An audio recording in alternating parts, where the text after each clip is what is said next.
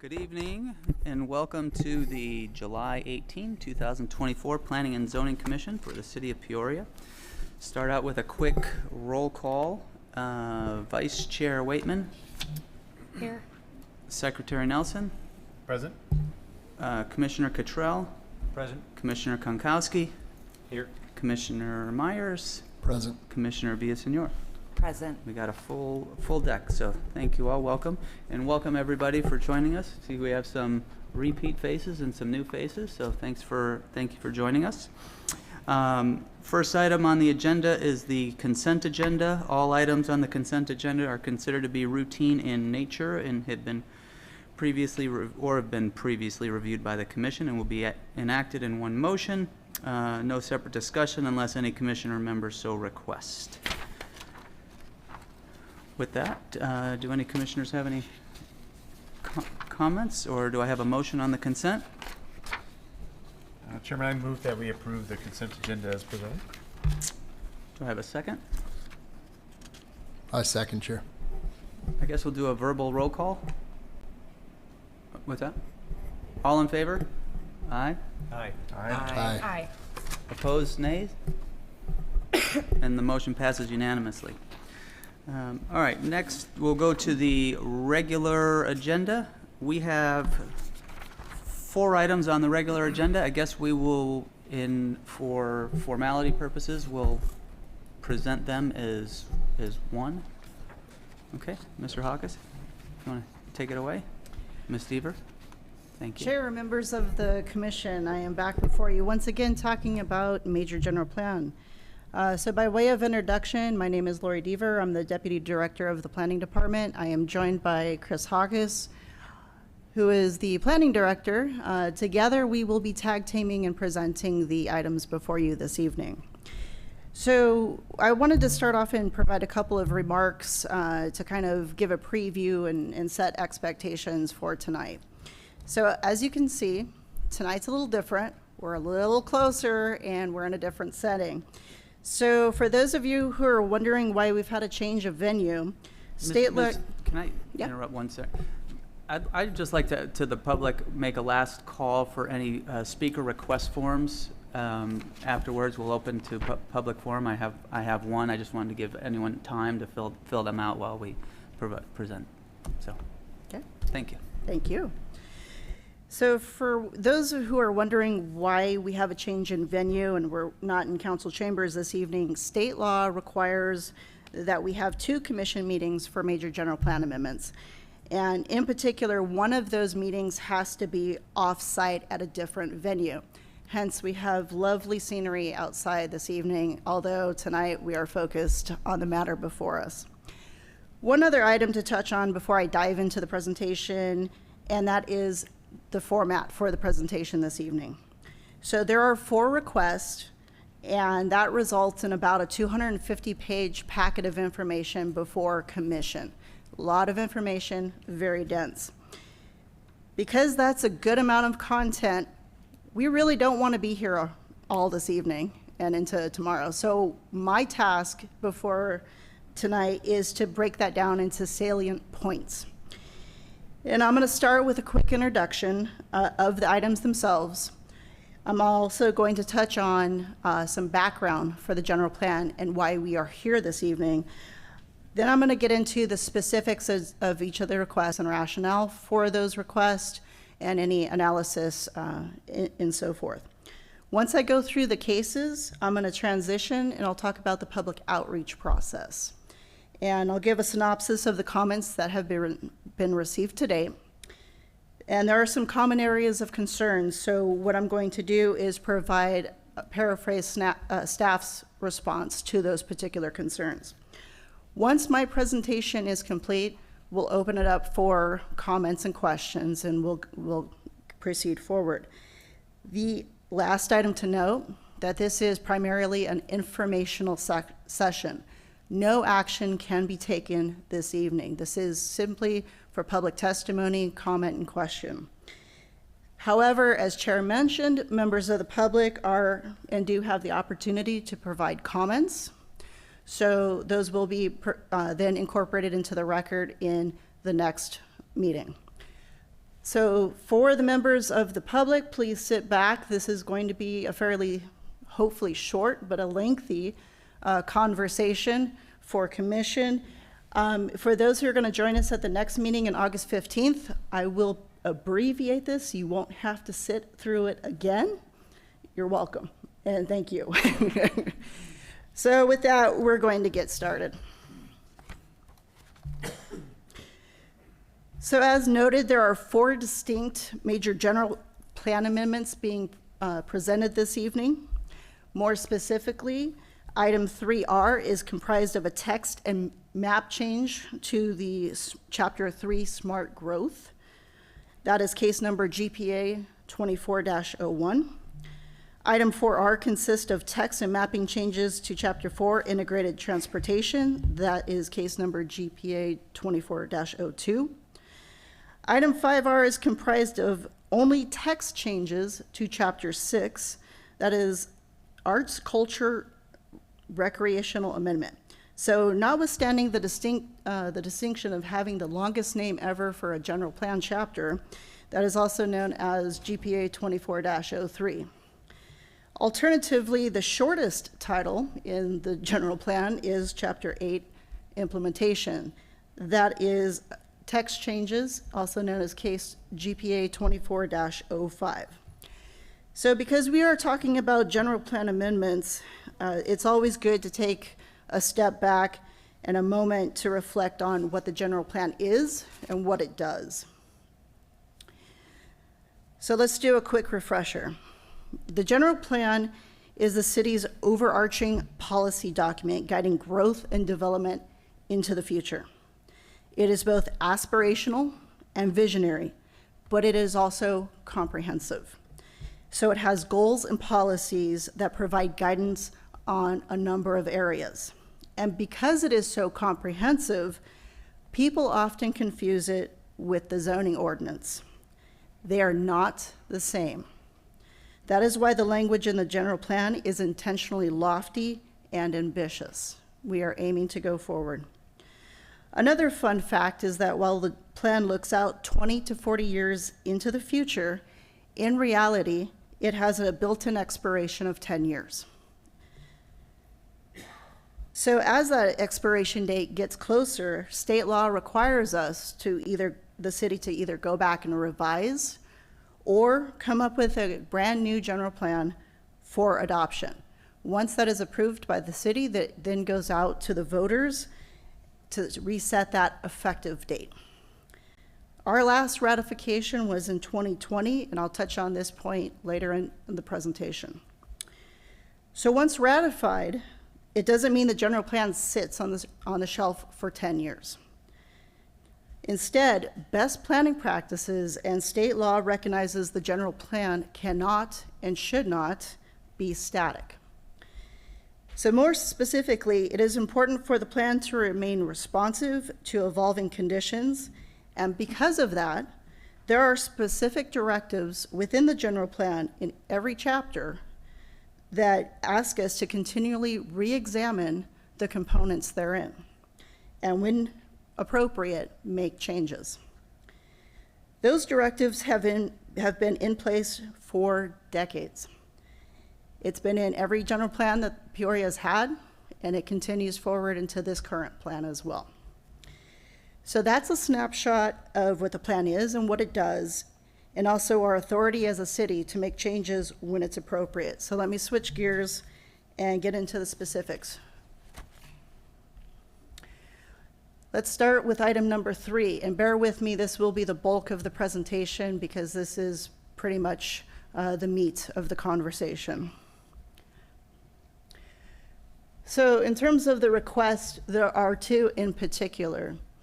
The first one is we are asking to create a new state land use category and associated map changes for the North Peoria Gateway and Peoria Innovation Core. Secondly, there is a 6.6 acre land use map change for a private property, which we've touched on in the study sessions. So I'm going to start with request number 1. That is the land use category and the map changes. So our basis for asking for this request is the vast majority of the remaining developable land in Peoria is comprised of Arizona State Trust land. You will hear me use trust land quite a bit this evening. You will also hear me use the term ASLD, the Arizona State Land Department. Because the majority of our developable land is within state trust land, our long-term economic prosperity and quality of life is dependent on the collaboration with ASLD. And as a city, we desire to have a comprehensive approach to guide growth. We are going to grow. We want to be in the driver's seat for how that continues.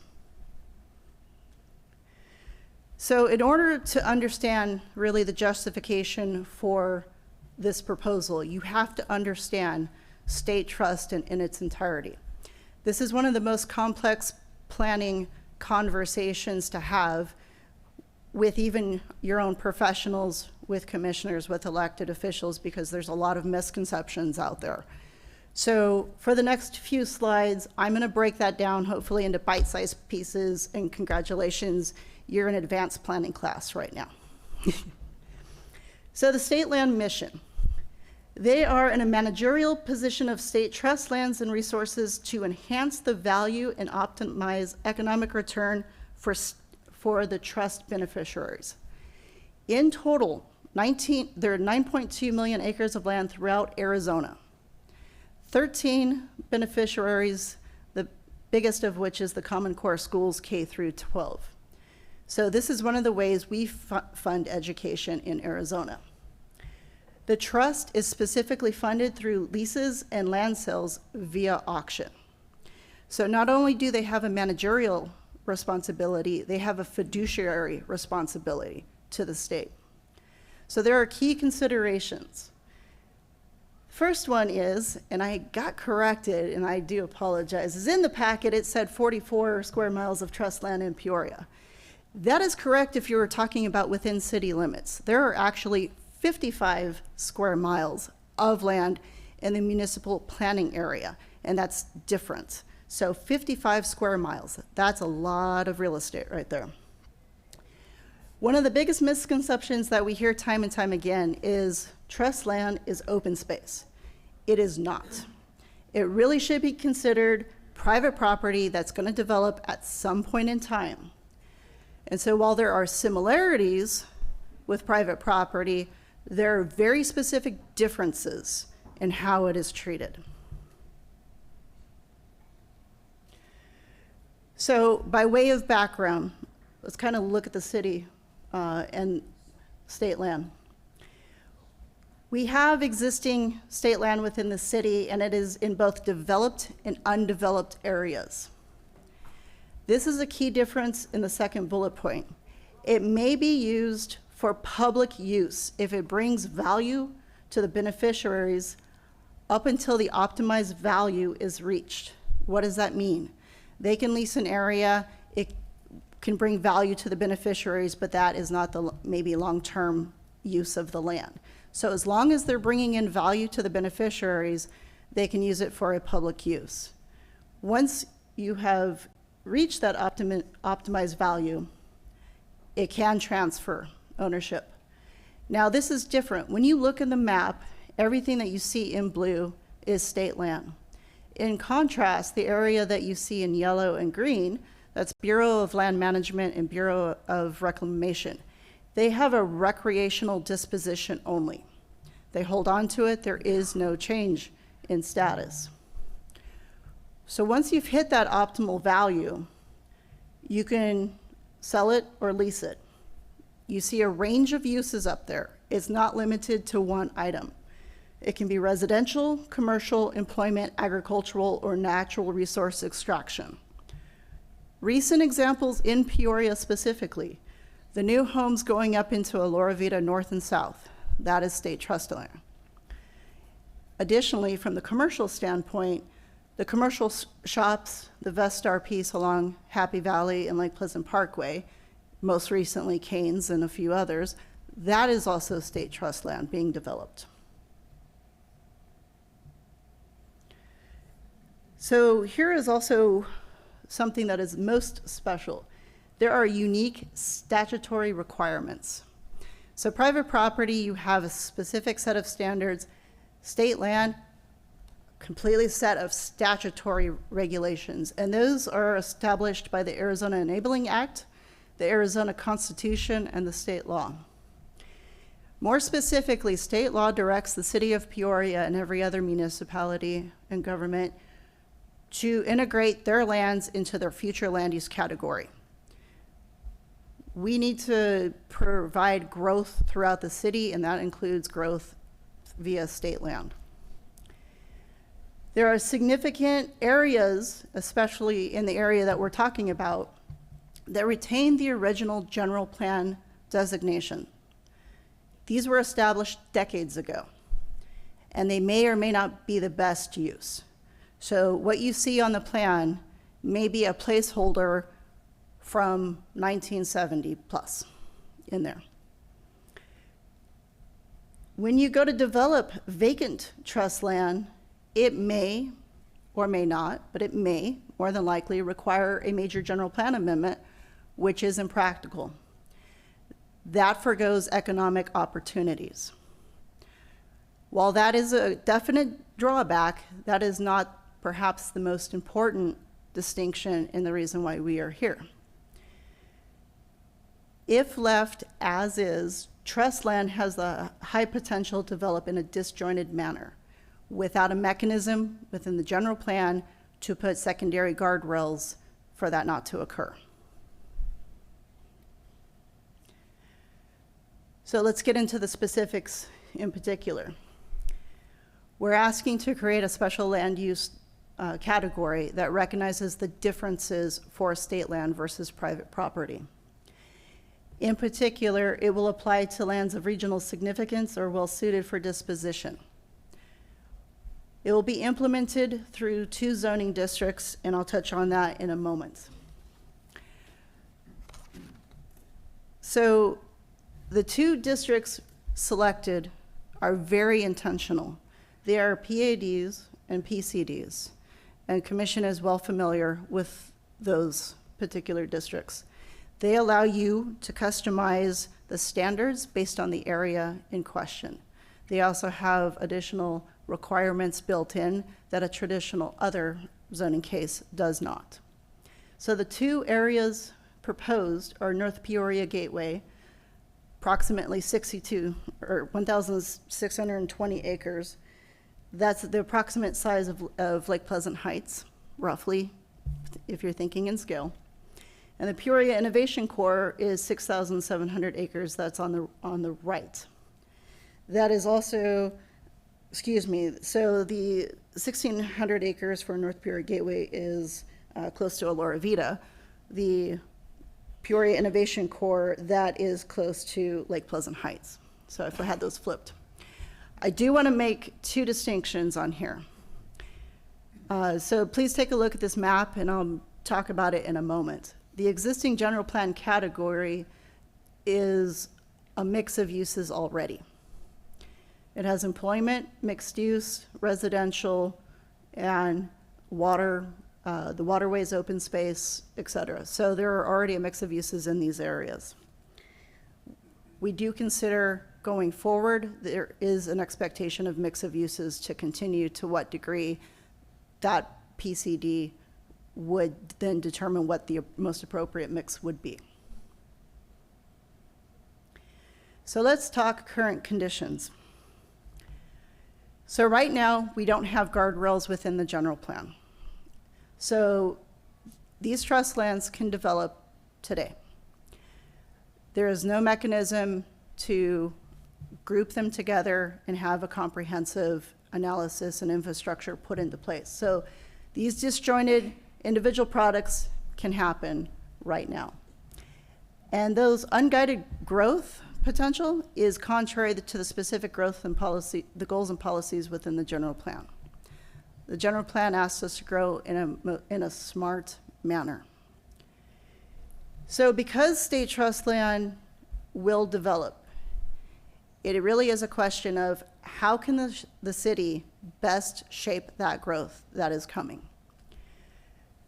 The proposal before you ensures that there is smart stewardship of land and resources by requiring a comprehensive master planning effort to be done. It has a specific trigger that that element has to occur with next phase. This same approach has been an issue, has been recognized by other cities and counties within the Valley, Scottsdale, Pinal County, Queen Creek, Phoenix, among those others. We've seen this approach implemented successfully in those areas. So this is not a unique approach. It's a proven approach. So let's get into, it sounds great, how does it do that? So the PAD and the PCD zoning districts require that comprehensive planning, as I've talked about. Those requirements are already in the zoning ordinance today. This requirement this requirement allows the city and ASLD to establish a mix of compatible uses based on the specific area at the time of zoning. We look at each of these areas in particular and what makes sense. So while it looks like it could be a giant blob, there's actual specificity that occurs at the zoning level. This same type of approach is currently in use with the 3 master plan communities that you see on the screen. There is a category within the existing general plan that is called master planned area. There is a PCD zoning on each of these. This change does not negate any of the existing regulations in place. So as we move forward, the hillsides, the cultural areas, the sensitive areas, the washes, those regulations stay intact. All this does is pull this area together and say you need to comprehensively plan for the future with your infrastructure needs, et cetera.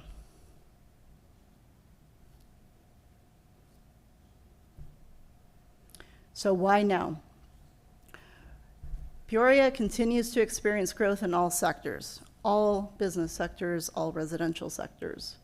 We are continued and poised for success in the future if we're able to leverage favorable conditions. We do have them. The North Peoria Gateway and the PIC are well positioned between regional employers. We weren't talking regional employers when we were doing the comprehensive update. That is a definite change that reshapes the conversation. And given our city's unique position to attract high-quality businesses, desired services, and lifestyle choices, that is why it makes sense to go forward with this proposal now. So the second request in this chapter, as I mentioned, is a 6.6 acre land use change. It is currently public use, and we are proposing to go to office and local commercial. Why? The original intention, this was the former Peoria Regional Medical Center. It was a heavy, intense, medical-only facility. That has gone away. So the city works with property owners to reset and take the first step on how to reposition their property. When that vision was originally set, the educational facilities adjacent to it and some of the offices and businesses around it weren't there.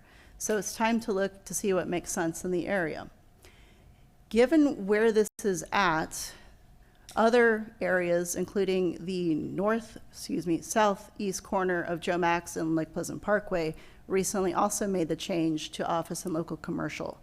So this particular request furthers the economic opportunity and the same character and intensity along Lake Pleasant Parkway. So we believe this is an appropriate change.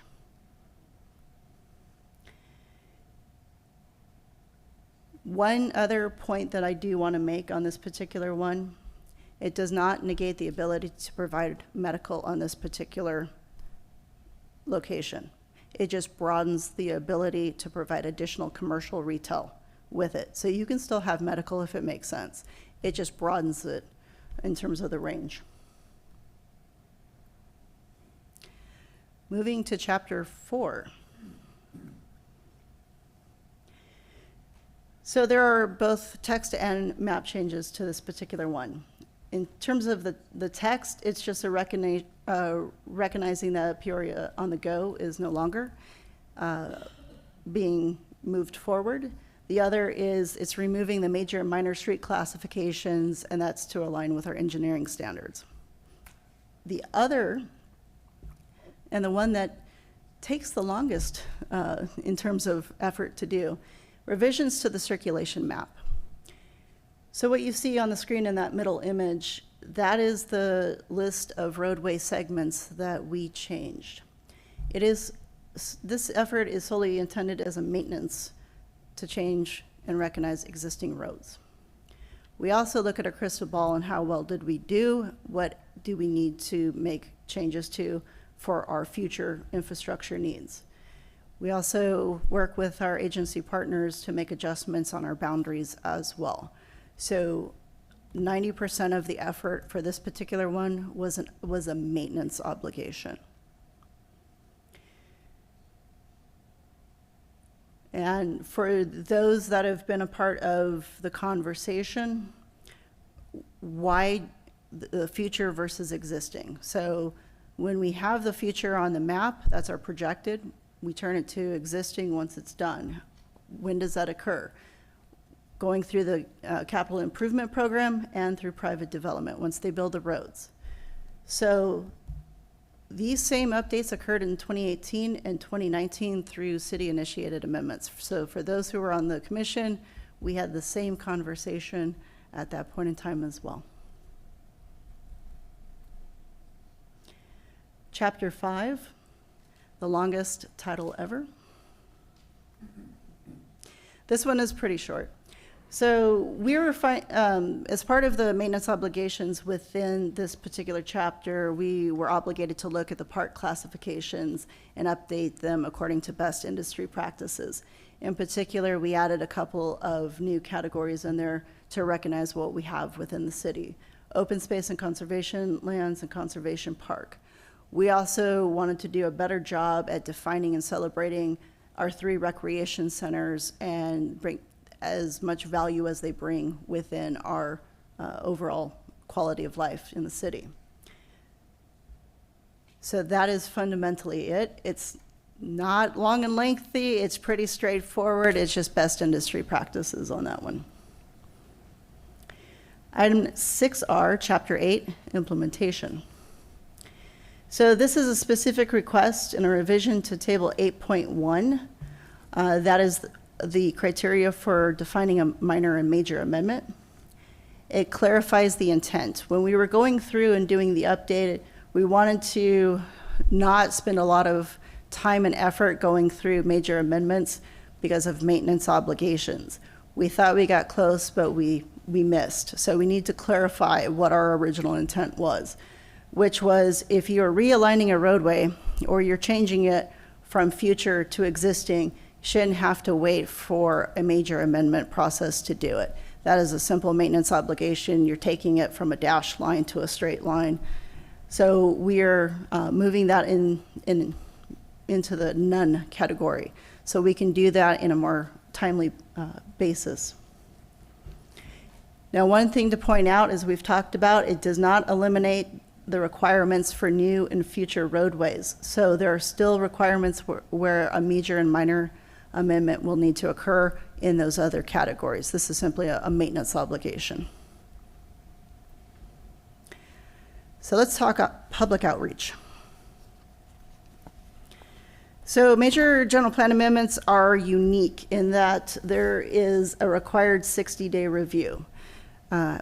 Back in our previous conversations before council and commission, we talked about, as standard practice, we always reach out to the agencies. However, from a regulatory standpoint, state law requires it when a major amendment occurs. So we already do that for anything, but in particular, we do it for the major amendment.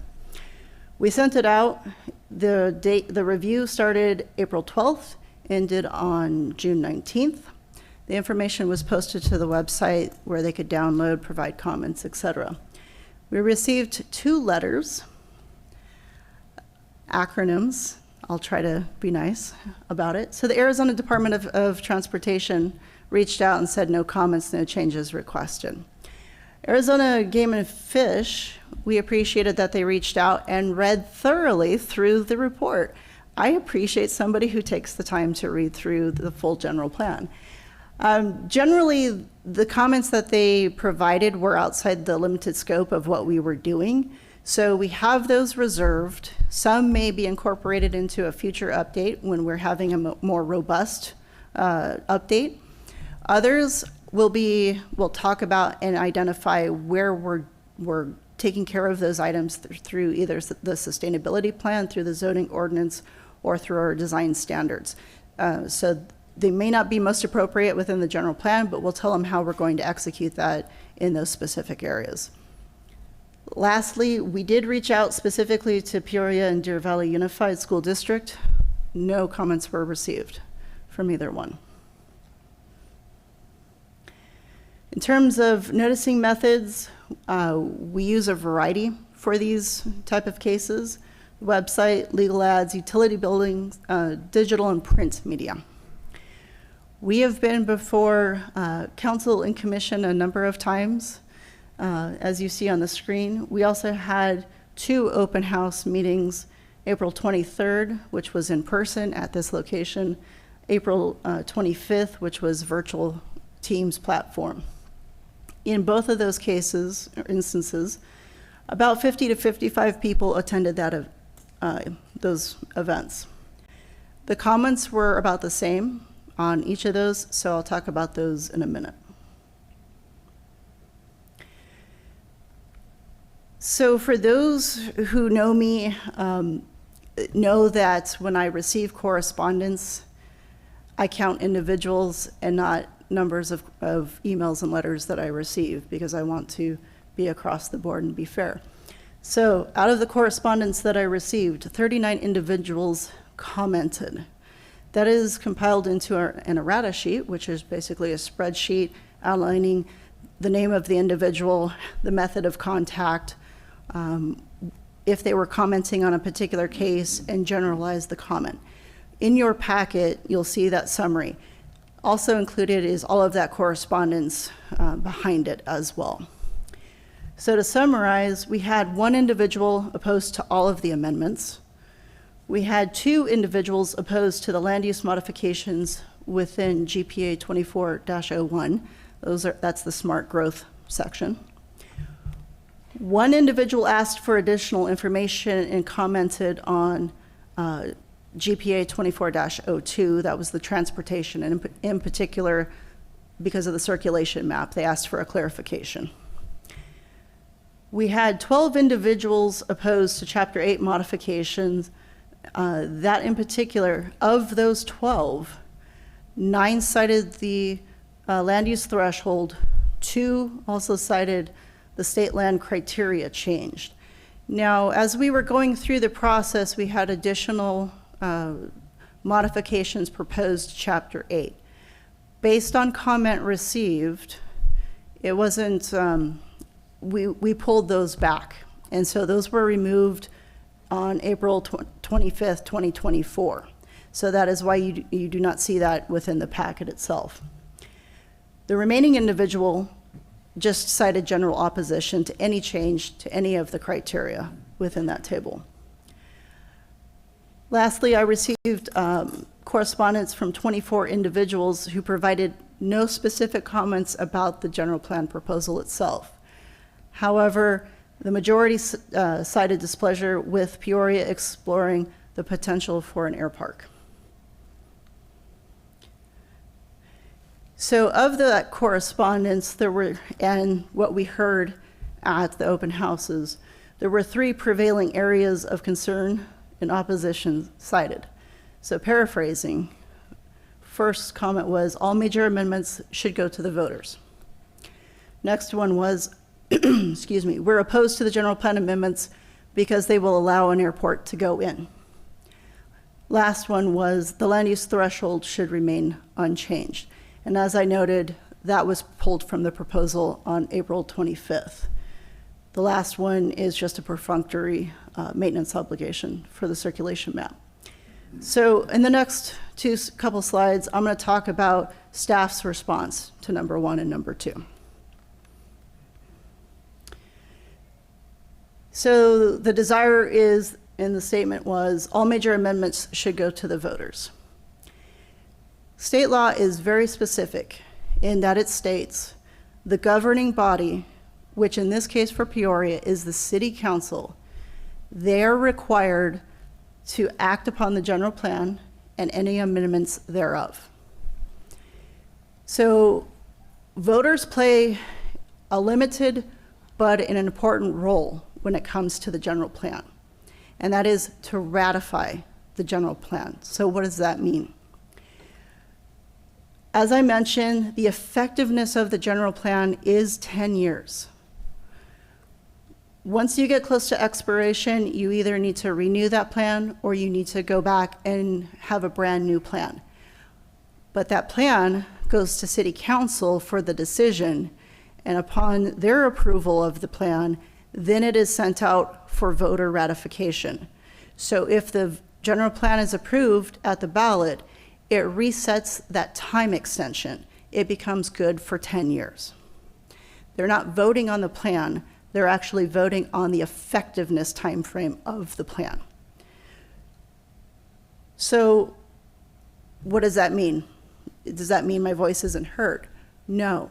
That's why I talk about the public outreach components of this process. There are opportunities along the way to have the conversation, and ultimately it is up to the elected leaders to make the decision on whether these amendments go forward or not. So state law does not prohibit general plan amendments.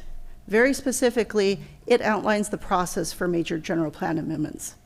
It also allows the city to establish the minor and major amendment criteria, which is what you saw in Chapter 8. And both minor and major amendments occur on a regular basis, and they are always transmitted to City Council for their decision. Going into the next item. We are opposed to the general plan amendments because they will allow an airport to go in. So I want to spend a couple moments on this one. The Peoria Air Park is an independent and multi-year exploration process with multiple studies that are either completed, planned, or currently underway to guide in the project evaluation process. The air park exploration process is separate from the general plan amendments being proposed. It has its own timeline, its own outreach process, analysis, and decision points. So let me put a finer point on this. If the general plan amendments fail, does that stop the air park process? The answer is no. When you think back to the previous air park conversation, that didn't have a general plan amendment attached to it. These are completely separate items. What does happen when you not go forward with this proposal is that we are not growing in the smartest possible manner. So regardless of the air park conversation, we would be moving forward with this amendment because it makes sense. Our most strategically situated lands are along the 303 area and Lake Pleasant Parkway, and they are designated state trust lands. And the only ability to put the guardrails that we're talking about is through establishing this land use category and those zoning requirements and that master planning requirement in place.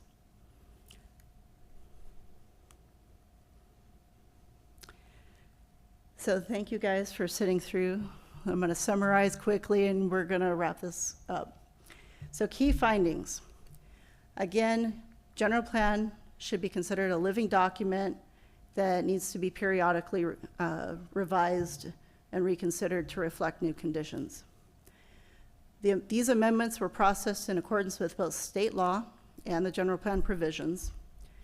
These constitute an overall amendment to the plan, and they're not solely for the benefit of one particular landowner or owners.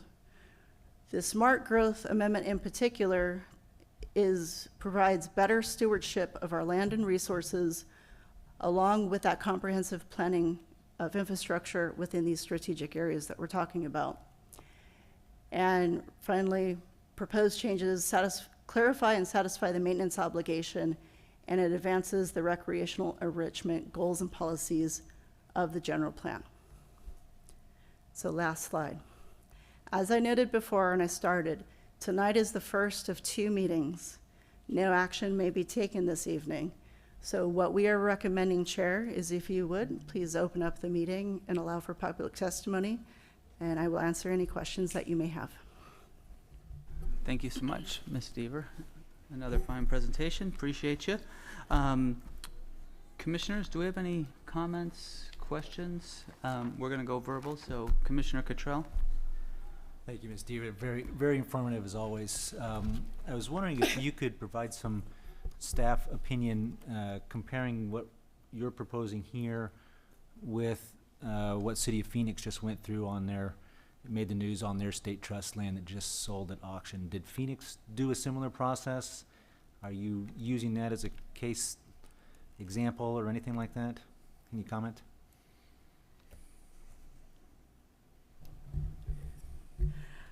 Chair and Commissioner, respectfully, I'm not as familiar with Phoenix, so let me say this, that Pinal Queen Creek, very specifically and intentionally, most recently established this particular land use type of category and moved forward with those zoning districts.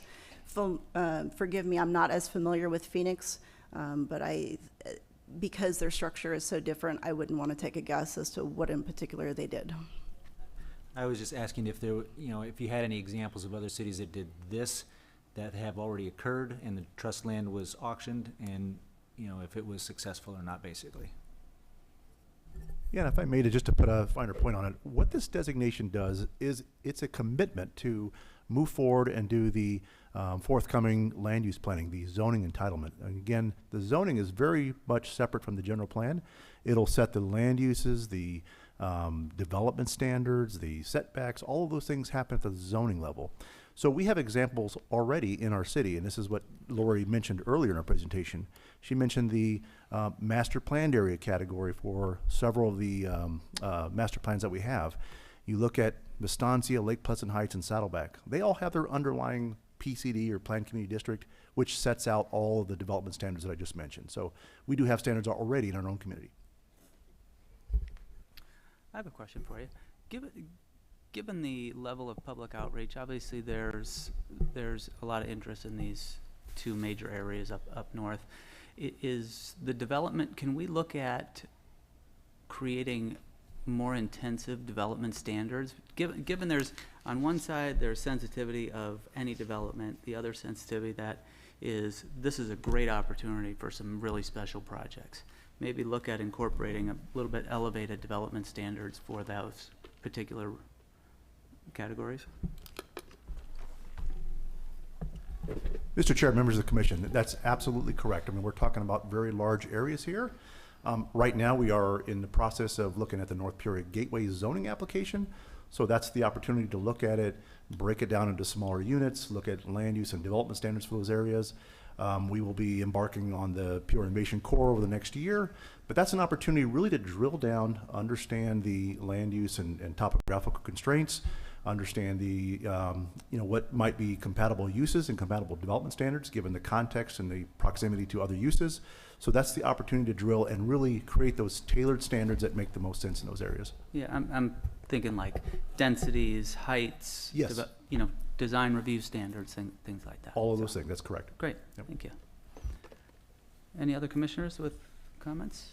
Okay, seeing none, we will open the public comment section. I have 2 speaker request forms.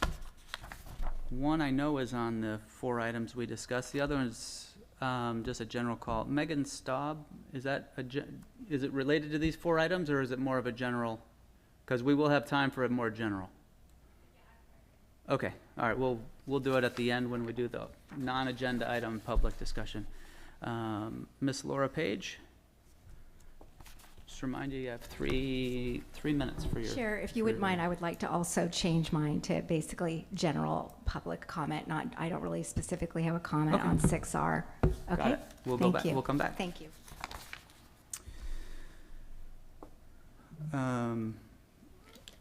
Okay, next up, I guess we'll close the public comment on items 3, 4, 5, and 6R. Next item is the call to the public. So now, Ms. Staub, if you would like to come back up. Remind you just have 3 minutes. Okay. So thank you. I'll make this brief, so don't worry. So the city of Peoria is where I've called home for almost my entire life. And it's become very disheartening to hear that our city leaders are not listening to our concerns. Furthermore, it's really frustrating to hear the solution to so many of our concerns is just move. Is if you don't like the direction we're going in, then leave. How is that serving our community?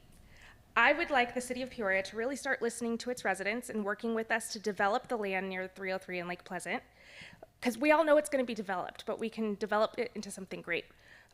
You would see that there's much opposition against an air park and industrial facilities in this area, and it's not just from the Mesquite district, but from all over Peoria. All right, Ms. Laura Page. Thank you. Good evening, everyone. I've made comments before, so I don't want to, necessarily go over those again. I am one of the people that have said I do believe this should go to a vote. I don't believe all major amendments should go to a vote, but I do believe that this one should.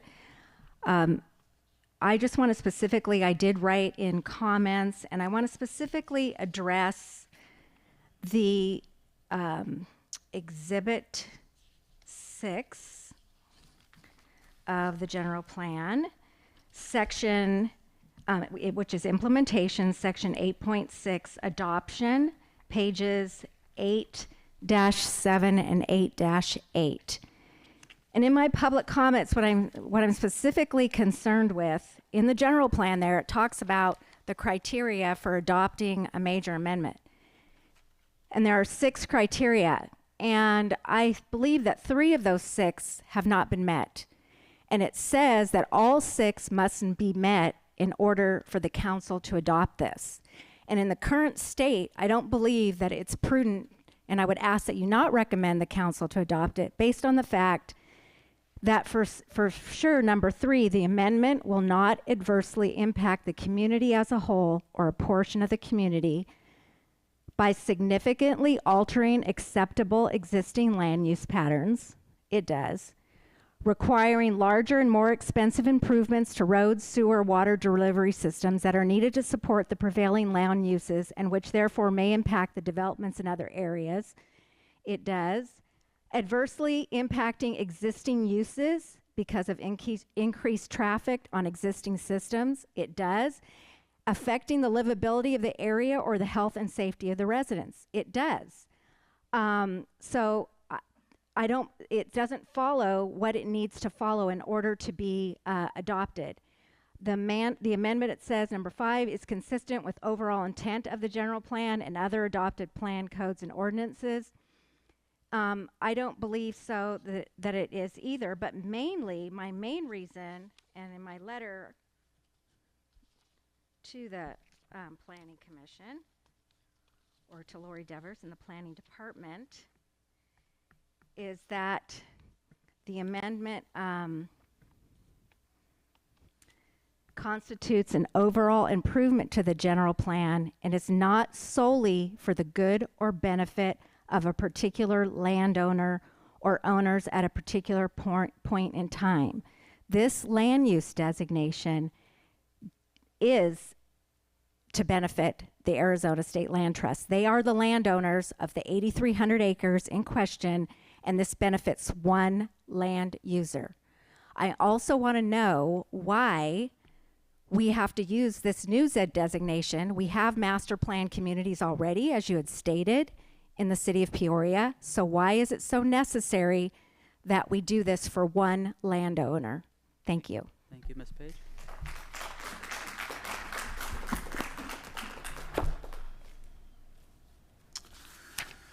All right, we will close the call to the public for non-agenda items, and we'll move on to reports from staff.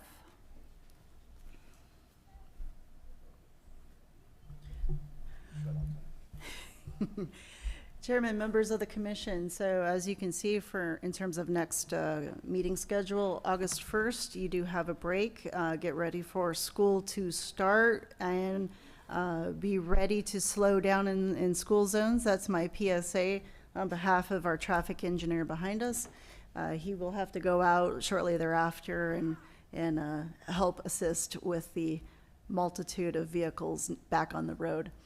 So our next meeting is August 15th. We are in council chambers. We will be taking this up once more. Again, thank you for sitting through it. It will be a shortened, abbreviated presentation. So for those who aren't here, I would encourage them to have friends, family. If they really want to see the entire meeting, please have them come and view this particular video. After that, yes, we will be back before you on September 5th. So enjoy Labor Day, but we will hope that you're back for September 5th for the following meeting. With that, Chair, I conclude it. Great. Thank you, Ms. Deaver. Any reports from the commission before we adjourn the meeting? Seeing none, we will adjourn the meeting. Thank you all.